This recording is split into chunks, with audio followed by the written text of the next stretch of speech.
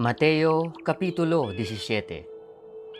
At kay bat ning ana mayaldo, tiki ni Jesus si Pedro at si Santiago, ampon hi Juan a kapatad na, at inuketno king meto nga bundok amatas at makakawani. At mibayo aske king harapan da, at sinlagya ing lupa na, antimo ing aldo, at ing imalan na, meputing antimo ing sala. Ato ini, pepakit lakarela di Moises ampon ni Elias, makisabi lakeya. At ti Pedro may kibatya at nga na kang Jesus. Ginu, mayap ing keni tana, nung buri mo, gawa ko keting atlong tabernakulos. Metong keka, metong kang Moises, at metong kang Elias. Kabang manyabiya mo, o ini, ing metong amasalang biga, selilunga na lo. Ato ini, ing metong aswala, linwalyaking biga, at sasabyana. Iti, yang anak kong kaluguran, akeya at yu, ing tula ko. Pakiramdaman ye.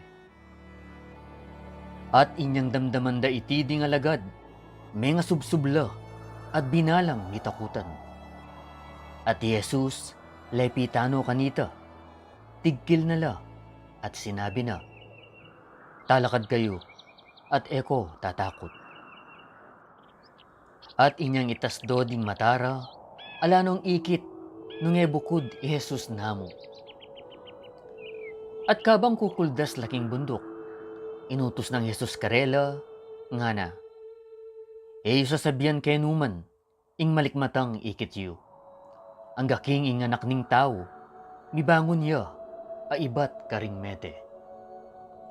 At di nga lagad na, kitang dakeya, ngara. Bakit pinsasaybenda ding eskribas, king dapat siyang datang muna, i Elias? At may kibat ya, sinabi na, i Elias king katutuan, datang ya. At yang biso king lumarin, king keganaganang bage. Dapat ako sasabihan ko kay kayo, king dinatang ni Elias, at ere akilala. Bagkus na pang depatan kaya, iyanggang burira. Makanyan mo naman, inganak ning tao, karelayang pasakitan. Kanita pinding alagad, at alastas da, king iwan amaminyag, yang sasabihan karela. At inyang disan do ding kekaldan, linapit siya keya, ing metong nga tao. Sisiklarwane, at nga nang sasabi, Ginu, malunos ka king anak kong lalaki. Uling sosoning ya, at tutuyang magkakasakit. Uling parati yang mananabu king api, ampon parati yang mananabu king danum. At delake karing alagad mo, at ere apakayapan. At Jesus, may kibat ya, nga na, o daing etalasal pantaya at marawak. Ang kakapilan na kaya beyo ko, ang gara ko kapilan pibatan, idalaye kay ni kanako.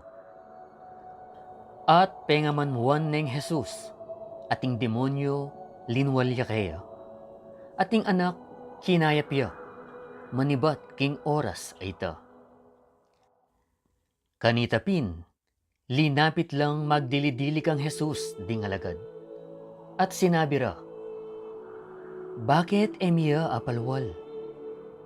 At iya, sinabi na karela, ulining ditak yung kasalpantayanan. Uling king katutuan pin sasabihan ko kay kayo. Anong atin kayong kasalpantayanan? Antimuman ing butil ning mustasa. Asabi yun naman king bundok kay ti. Lumipat ka rin, at lumipat ya, at alang eyo apalyari. Dapot ing antikaniti, emilwal, nung emo king panalangin, at king pamag-ayuno. At kabang atilo Galilea, sinabi na karelang Jesus, ing anak ning tao, manabuya, karing gamat ding tao, at patayande, at king katlungaldo, subliyang me. at ila binalang melungkot. At pangaras da Kapernaum, linapit lang ang Pedro, ding manyingil king kapit ng siklo, at sinabi ra, "Ingke kong mayestro, ene babayaran ing kapit ng siklo?" Ya, sinabi na, "Wa." At inyang linubno bale, Jesus, migpaunayang sinabi kaya, nga na, "Nanong balak mo, Simon? Ding ari kay tisulip, kaninula tatanggap buwis? Ibat karing anak da, o ibat karing aliwa?" At inyang sinabi na, "Ibat karing aliwa." Jesus, sinabi na kaya, "Uli ni tapin, ding anak makatimawala. Dapot ang magkang mitakidla kekatamu.